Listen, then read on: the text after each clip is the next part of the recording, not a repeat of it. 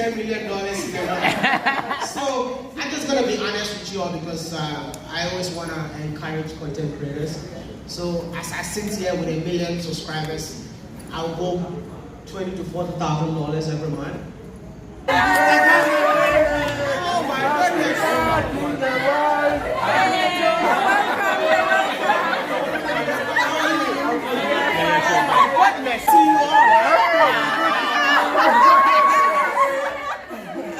I came here today to let you guys know that I'm going to try my best for all of us to create content together. I've extended, I have 5 more days just for you all. Oh my God. Wow. Mr. Africa, baby!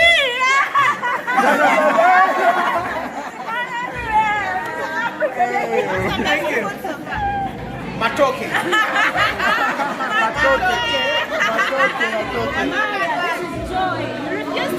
I didn't refuse. I just. How much do you make monthly from ad revenues?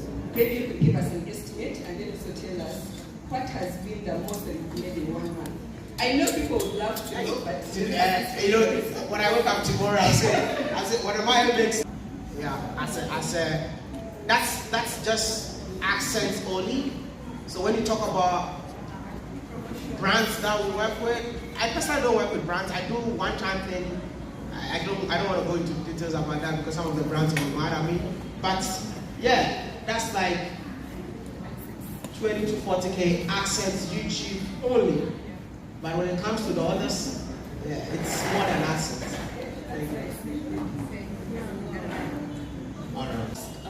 My name is Wodemaya.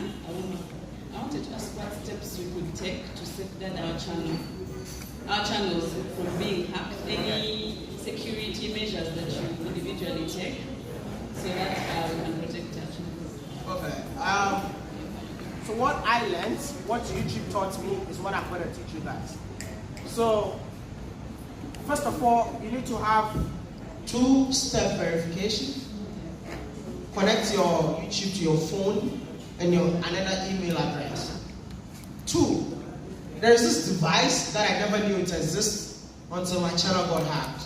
It's called Google Security Key. You can type it up. Google Security Key. You have to buy it. It's from Google. Buy it. It's fingerprint. And use it. Your channel will be safe. This is what YouTube taught me. I just bought my own. So you all can, it's $25. You can check online and buy it. Amazon, it's gonna be there. Yeah. Awesome, thank you. Or maintain your finances, because I'm also a travel content creator. So how do you manage it? Then the second question, Mrs. Trudy.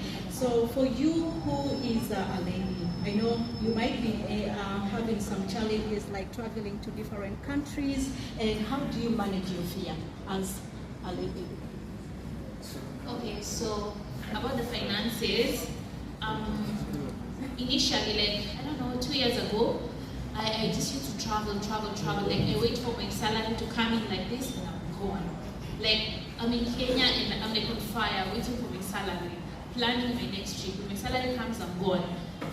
But then at the end of the year, Maya asked me, how much have you saved? And I'm like, you've saved? He's like, yeah, you haven't? I'm like, I had 0 in my account. Because I used to travel all the time. And it hit me. And he was like, what if, you lose your job right now? What happens? From that point, I started saving. Because you have to be wise. You just can't use all your money to travel. So, thank God, most of the time these days, we find that we don't pay for our tickets sometimes. Because like coming to Uganda was sponsored, so we didn't pay. When I go to the US, it's sponsored, I don't pay. So we find that I save a lot of my money and put it in real estate and stuff like that. But sometimes I have to use my salary. Thank God also sometimes my husband will be like, oh, let me pay your ticket. I'm like, yes, thank God, So I want to save the money. But long ago it wasn't like that. So for me, he always reminds me, you have to think of the future. What if YouTube shuts down? save. So me and God, I save a lot. I save, and also when we travel, we are savers. We don't go to the most expensive places. We go to what is affordable, not too cheap, but not too expensive. Because we've not made it in life, we're still trying to make it. So yeah, but thank God, sometimes the cheapest sponsor, you sleep in the best hotels, like here in Uganda, we are at Peak, like here it's one of the best. So yeah, it's not like we're spending, if it was us, yeah, we go to something more affordable, because you have to save money. Like you don't just live life, I think that's it. What was the other question? Yeah. How do you manage your fear? Solo travel as a female is difficult, but thank God for confidence. I just find myself confidence. Plus it's like, what do you have to lose? People will look at you and then what? They're gonna look away at the end of the day. I just try to be really safe. I'm not out at night, especially when I travel alone. By 6, usually I'm back in my hotel room. I leave early, I come back early.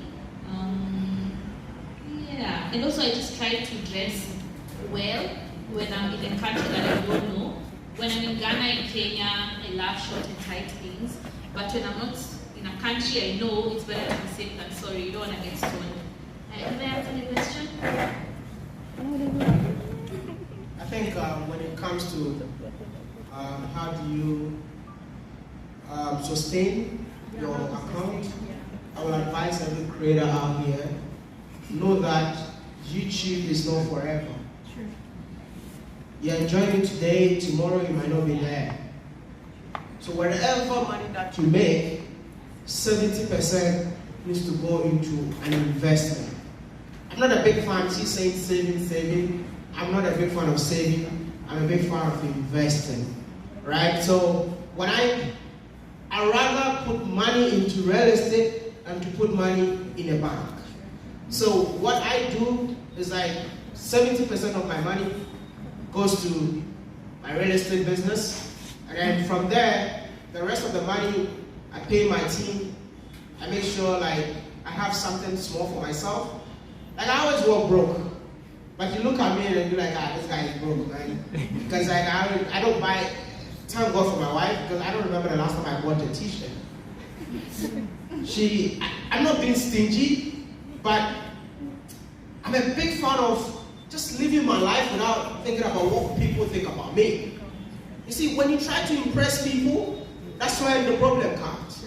So please, I would advise every creator out here who is monetized, as soon as the first dollar hits your account, please, if you want to save, that's okay, but don't save in Ugandan shillings. Don't save in your currency, save in dollars. Because you know that if anything happens, your money is still intact. Thank you.